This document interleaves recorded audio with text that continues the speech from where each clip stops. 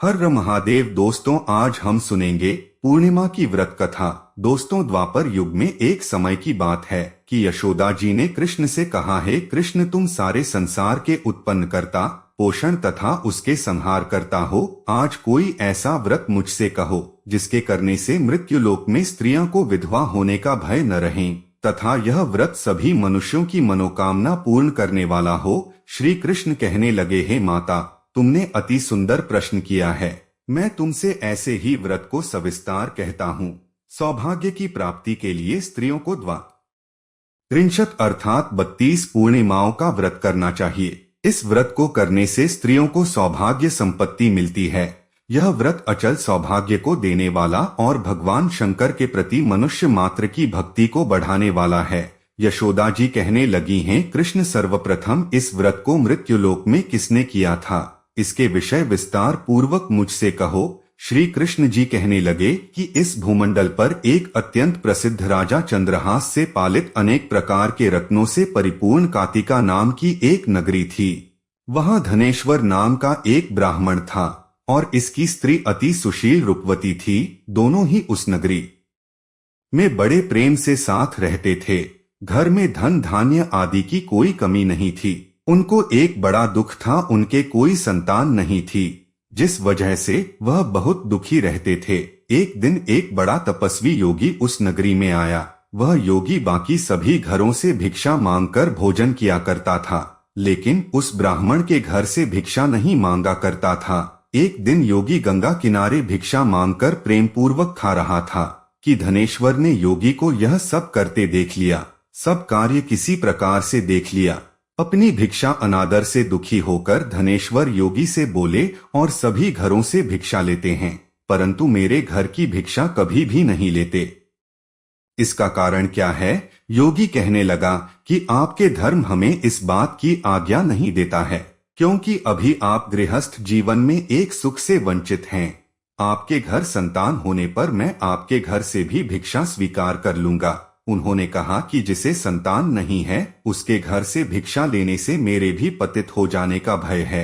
धनेश्वर यह सब बात सुनकर बहुत दुखी हुआ और हाथ जोड़कर योगी के पैरों पर गिर पड़ा तथा दुखी मन से कहने लगा कि आप मुझे संतान प्राप्ति के उपाय बताएं।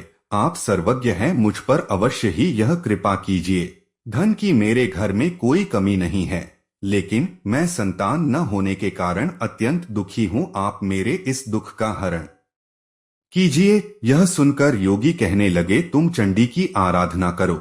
घर पहुंचकर उन्होंने यह सारी बात अपनी पत्नी को बताई और खुद वन में चला गया। वन में पहुंचकर उसने चंडी की आराधना की और उपवास किया। चंडी ने 16 दिन उसको सपने में दर्शन दिए और कहा कि हे धनेश्वर, जा, तेरे पुत्र होगा, लेकिन उसकी आयु सिर्फ 16 वर्ष होगी। 16 वर्ष की आयु में ही उसकी मृत्यु हो जाएगी। अगर तुम दोनों स्त्री और पुरुष 32 पूर्णिमाओं को व्रत करोगे तो यह दीर्घायु हो जाएगा। जितनी तुम्हारा सामर्थ हो उतने आंचे के दिए जलाकर शिवजी का पूजन करना, लेकिन पूर्णमासी 32 ही होनी चाहिए। सुबह होती ही तुम्हें इस स्थान के पास एक आम का पेड़ दिखाई देगा। उस पर चढ़कर एक फल तोड़कर अपने घर चले जाना।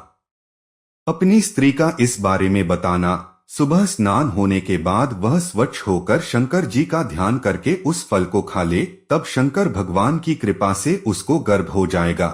जब ब्राह्मण सुबह उठा तो उसे उस स्थान पर आम का पेड़ दिखाई दिया और वह उससे फल तोड़ने के चढ़ा, लेकिन वह पेड़ पर चढ़ नहीं पा रहा था। यह देखकर उसे बड़ी चिंता हुई। उसने भगवान गणेश की उपासना की और कहा, हे दयानिधे, अपने भक्तों के विघ्नों का नाश करके उनके मंगल कार्य को करने वाले, दुष्ट का नाश करने वाले, रिद्धि सिद्धि देने वाले, आप मुझे इतना बल दें कि मैं अपनी मनोकामना पूरी कर सकूं। इसके बाद वह पेड़ से फल तोड़कर अपनी पत्नी के पास पहुंचा। उसकी पत्नी ने अपने पति के कहे अनुसार इस फल को खा लिया और वह गर्भवती हो गई। देवी की कृपा से उसे बहुत सुंदर पुत्र पैदा हुआ। उसका नाम उन्होंने देवीदास रखा। माता पिता के हर्ष और शोक के साथ वह बाल बढ़ने लगा। भगवान की कृपा से बालक बहुत ही सुंदर था, सुशील और पढ़ाई लिखाई में भी बहुत ही निपुण था। दुर्गा जी के कथानुसार उसकी माता से 32 पूर्णमासी का व्रत रखा। जैसे ही 16वां वर्ग लगा, दोनों पति पत्नी बहुत दुखी हुए। कहीं उनके पुत्र की मृत्यु न हो जाए। उन्होंने सोचा कि अगर उनके सामने यह सब हुआ तो वह कैसा देख पाएंगे। तभी उन्होंने देवीदास के मामा को बुलाया और 1 वर्ष के लिए देवीदास को काशी में पढ़ने के लिए भेज दिया। 1 वर्ष के बाद उसे वापस लेकर आ जाना। देवीदास अपने माता के साथ एक घोड़े पर सवार होकर चल दिया। उसके मामा को भी यह बात पता नहीं था। दोनों पति पत्नी से 32 पूर्णमासी का व्रत पूरा किया। दूसरी तरफ मामा और भांजा दोनों रात गुजारने के लिए रास्ते में एक गांव में रुके। उस दिन उस गांव में ब्राह्मण की कन्या का विवाह होने वाला था। जिस धर्मशाली में वर और बारात के बाकी लोग रुके हुए थे, उसी धर्मशाला में देवीदास और उसका मामा ठहर गए। उधर कन्या को तेल आदि चढ़ने के बाद जब लग्न का समय आया तो वर की तबीयत खराब हो गई। वर के पिता ने अपने परिवार वालों से विचार विमर्श करके कहा कि यह देवीदास मेरे पुत्र जैसा ही है, मैं इसके साथ लगन करा दूं और बाद में बाकी सारे काम मेरे बेटे के साथ पूरे हो जाएंगे। ऐसे कहने के बाद वर के पिता देवीदास को मांगने के लिए उसके मामा के पास गए और उन्हें सारी बात बताई। मामा ने कहा कि कन्यादान में जो कुछ भी मिलेगा वो हमें दे दिया जाए। वर के पिता ने बात स्वीकार कर ली। इसके बाद देवीदास का विवाह कन्या के साथ संपन्न हो गया। इसके बाद वह अपनी पत्नी के साथ भोजन न कर सका और मन में विचार करने लगा कि न जाने यह किसकी पत्नी होगी। यह सोचकर उसकी आंखों में आंसू आ गए। तब वधू ने पूछा कि क्या बात है, आप उदास क्यों हैं? तब उसने सारी बातें पत्नी को बता दी। तब कन्या कहने लगी, यह ब्रह्मा विवाद के विपरीत है। आप ही मेरे पति हैं, मैं आपकी की पत्नी रहूंगी, किसी अन्य की कभी नहीं। तब देवीदास ने कहा, ऐसा मत करिए क्योंकि मेरी आयु बहुत कम है, मेरे बाद आपका क्या होगा? लेकिन उसकी पत्नी नहीं मानी और बोली, स्वामी आप भोजन कीजिए। दोनों रात में सोने के लिए चले गए। सुबह देवीदास ने पत्नी को 4 नगों से जड़ी एक अंगूठी दी और एक रुमाल दिया और बोला कि हे प्रिय, इसे लो और संकेत समझकर स्थिर चित हो जाओ। मेरे मरण और जीवन जानने के लिए एक पुष्प वाटिका बना लो, उसमें सुगंधी वाली एक नव मल्लिका लगा लो, उसको प्रतिदिन जल से सींचा करें और आनंद के साथ खेलो कूदो। जिस समय और जिस दिन मेरा प्राणांत होगा उस दिन यह फूल सूख जाएंगे। जब यह फिर से हरे हो जाएं तो जान लेना मैं जीवित हूँ।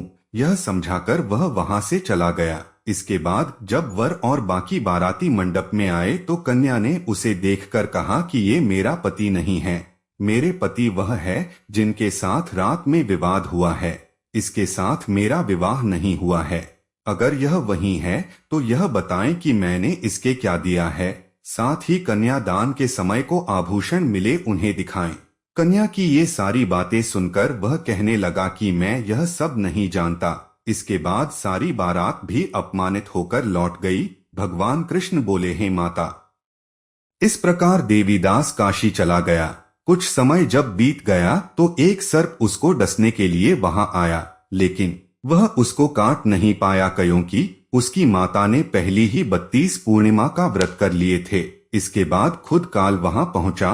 भगवान की कृपा से तभी वहां माता पार्वती और भगवान गणेश आ गए।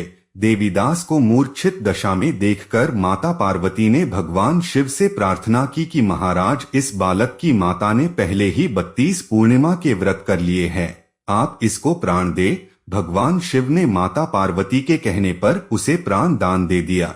उधर उसकी पत्नी उसके काल की प्रतीक्षा कर रही थी। उसकी पत्नी ने जाकर देखा कि पुष्प और पत्र दोनों ही नहीं हैं। तो उसको बहुत आश्चर्य हुआ और जब उसने देखा कि पुष्पवाटिका फिर से हरी हो गई तो वह समझ गई कि उसका पति जिंदा हो गया है। इसके बाद वह बहुत ही प्रसन्न होकर अपने पिता से कहने लगी कि मेरे पति जीवित हैं, उनको ढूंढिए। जब 16वां वर्ष व्यतीत हो गया तो देवीदास भी अपने मामा के साथ काशी चल दिया। इधर उसकी पत्नी के परिवार वाले उन्हें ढूंढने के लिए जा ही रहे थे कि उन्होंने देखा कि देवीदास और उसका मामा उधर ही आ रहे थे। उसको देखकर उनके ससुर बहुत प्रसन्न हुए और उसे अपने घर ले आए। वहां सारा वगर इकट्ठा हो गया और कन्या ने भी उसे पहचान लिया। देवीदास ने इसके बाद अपनी पत्नी और मामा को लेकर वहां से चल जिया। उसके ससुर ने भी उसे बहुत धन दहेज दिया।